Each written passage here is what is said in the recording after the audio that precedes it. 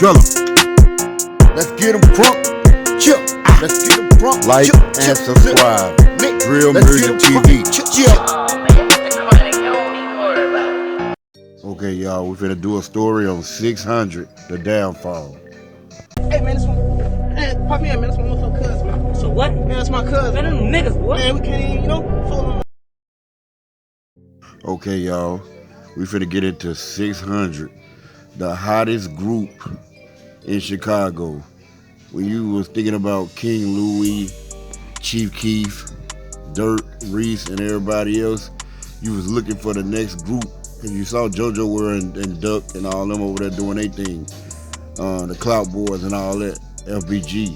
But you was looking for that other team that was under Sosa, Dirk, and all them that was, you know what I'm saying, making waves and you know what I'm saying. O Block was doing their thing, but 600 was the hottest. And you pretty much was saying 600 and O Block when all them was together, 300, because you were thinking that when you was growing up in the game. But 600 was so famous and so popular, they could have been something real special and big. The whole world was loving this group. The whole world was liking these people. They had L.A. Capone, Rondo number 9, 600 Breezy, E-Day, K600. Them the rappers. They did some things too, but they was the best rappers. And then you had the hitters. They had the shooters, they killers. I ain't saying these guys are killers, y'all, allegedly. But Just Blow, Blasted Ass, Bite Down, C-Day, Manny, and then you got your leaders. You had Boo, D-Thing. They had pretty much got them out the way early. But you had your leaders. Lil Boo was like a general, like a boss. D-Thing was like the underboss.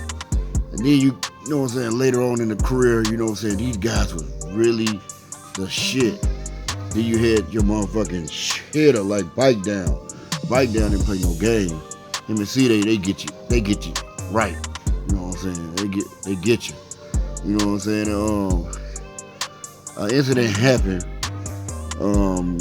It was said allegedly that Bite Down shot up Tutu funeral. You know what I'm saying? When after Tutu was drilled or whatever, and then Bite Down was like pretty much a monster in 600. You know what I'm saying? He really, really get down. And then you had L.A. Capone. L.A. Capone was rapping, but he was also doing the street shit. He was fighting every clique, everybody. You know what I'm saying? He was pretty much fighting, taking losses. I mean, he'll get down. You know what I'm saying? He didn't have to pick up a gun all the time. He was really out there fighting ops. You know what I'm saying? I heard a lot of the guys ran that didn't help him or whatever, but you know what I'm saying? Even TTB them said they fought him, and then some niggas in STL said they fought him. You know what I'm saying? Like L.A. Capone would box. He would fight you. That's one thing about him. He was tough. You know what I'm saying? He was the hottest. You know what I'm saying? I felt like he would have probably been the biggest. But after he died, 600 should have got right. Rondo number 9 was about to be the next thing to blow. He was already beside Dirt. Rondo was supposed to have been the guy that Von was. But Rondo comes back to Chicago and do a drill when they should have had the shorties to do that. They was the hottest in the game. They could have recruited anybody to get down for them. But they just wanted to do the drill themselves, him and C-Day. And they end up getting it messed up. It went bad. Once C-Day and Rondo went in, all the pieces broke. Everything went down. You know what I'm saying? Because everybody else pretty much didn't want to put the group back together. Everybody else started falling out. People split it up. You know what I'm saying? With the K600, the Bukas, the Breezy, the E-Day, all of them had their problems, and you know what I'm saying? Everybody pretty much went their way. Then you got Memo and all that stuff. When you pretty much lost your guy, L.A. Capone, then you lose Rondo, then you lose C-Day. I mean, those the most spiciest in the clique. You know what I'm saying? Then you lost D-Rose, getting locked up.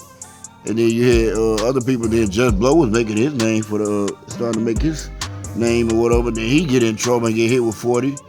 I mean, you just got so many people. You know, Manny was pretty much a shooter. He wasn't pretty much messing with the rapper thing. He was pretty much like a little leader.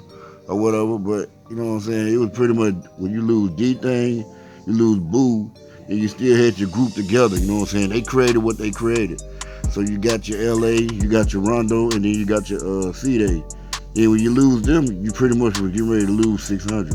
Then they turned on Tay, and then it was pretty much that was it.